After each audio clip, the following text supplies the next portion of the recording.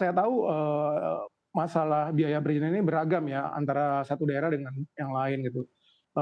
Kalau di kota-kota besar seperti Jabodetabek, tentu, eee, kebanyakan itu biayanya tuh juga besar gitu, bisa sampai 20%. Kalau di daerah-daerah lain yang mungkin kota-kota kecil mungkin perizinannya, biaya perizinannya mungkin, berkisar antara 10 mungkin sampai 15%.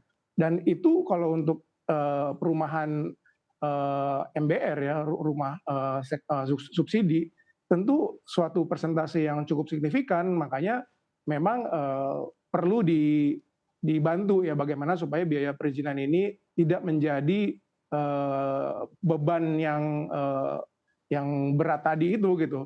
Apalagi kan kita berbicara mengenai kebutuhan rumah buat masyarakat luas gitu, yang mana kalau, hanya karena masalah perizinan ini, nantinya terus menjadi beban, ini kan, kurang bagus.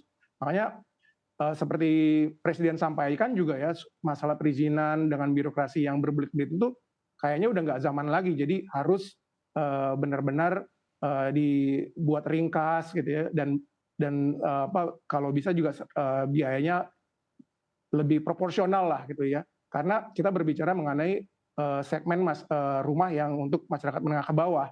Jadi, eee, karena kebutuhannya besar, jadi jangan sampai masalah administrasi, masalah pajak, masalah biaya perizinan ini malah menjadi challenge, tersendiri. Jadi, yang jelas, kalau masalah perizinan itu memang beragam dan apalagi dengan otonomi daerah ya, jadi semua kan ditentukan oleh masing-masing Pemda.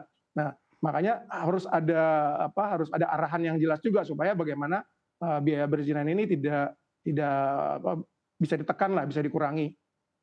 Kira-kira gitu Mbak Saf. Oke, kalau misalkan Mas melihat sendiri apakah perumahan subsidi Jabodetabek ini masih menarik Mas? Dan dengan adanya kenaikan, biaya tadi 5%, maksudnya biaya untuk rumah subsidi, harga maksud saya, rumah subsidi 5%, apakah pengembang masih tertarik untuk bisa membangun rumah subsidi Mas?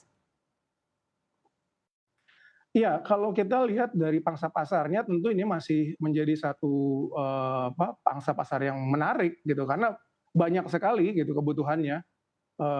Kalau kita berbicara, backlog di daerah Jabodetabek aja, mungkin kisarannya bisa sampai mungkin 5 juta. Jadi bayangkan, begitu besar sekali, pangsa pasar rumah subsidi ini ya, untuk itu semuanya ya, semuanya. Jadi termasuk subsidi juga.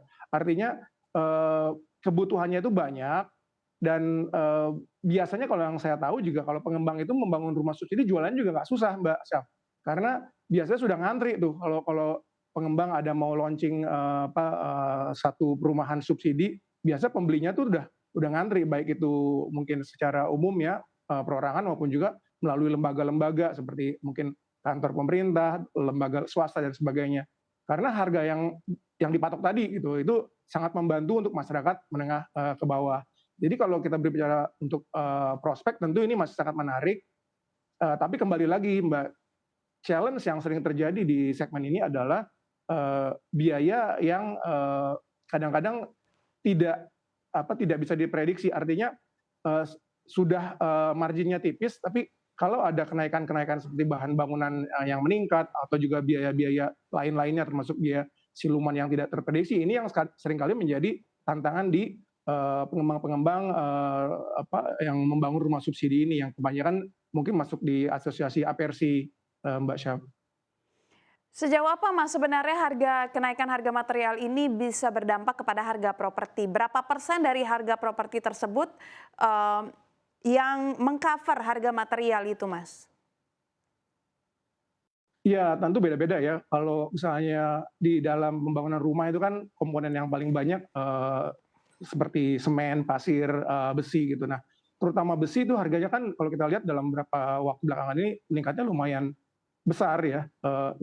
Tentu ini bisa sangat berpengaruh kepada, biaya yang dikeluarkan pengembang dan, ujung-ujungnya juga ke harga rumah. Jadi kalau kalau kita lihat, biaya bahan bangunan di dalam pembangunan suatu proyek perumahan tuh, persentasenya cukup besar ya, lebih besar dari biaya perizinan tadi ya. Jadi komponen yang besar tadi adalah, lahan, bahan bangunan dan juga biaya perizinan dan legal.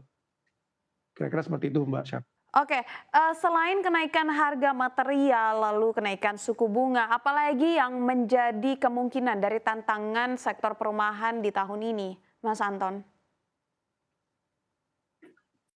Kalau menurut saya, yang juga menjadi apa, tantangan adalah lahan ya, karena kita tahu di daerah daerah seperti Jabodetabek dan kota-kota besar itu harga tanah kan makin lama makin mahal, walaupun ke pinggiran juga itu, kenaikannya juga sudah, lumayan gitu. Sehingga untuk membangun, rumah-rumah murah, rumah-rumah subsidi itu tentu diperlukan, lahan yang, ya sesuai gitu, supaya dia masuk hitung-hitungannya developer.